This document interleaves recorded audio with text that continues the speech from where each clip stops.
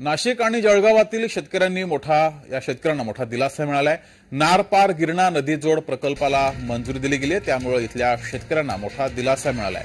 राज्यपाल सीपी राधाकृष्णन यांनी मंजुरी दिली आहे। नारपार गिरणा या नदीजोड प्रकल्पाला मंजुरी दिल्यामुळे शेतकऱ्यांना आता शेतीसाठी पाणी उपलब्ध होणार आहे। उपमुख्यमंत्री देवेंद्र फडणवीस यांनी या संदर्भात माहिती दिली आहे।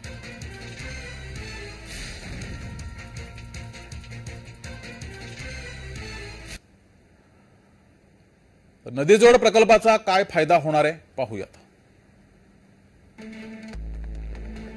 नदीच्या खोऱ्यातून 10.64 टीएमसी पाण्याचा वापर होणार आहे। तब्बल 49,516 हेक्टर क्षेत्राला फायदा होणार आहे। एकूण 7,015 कोटी रुपयांच्या प्रकल्पाला मंजुरी देण्यात आली आहे।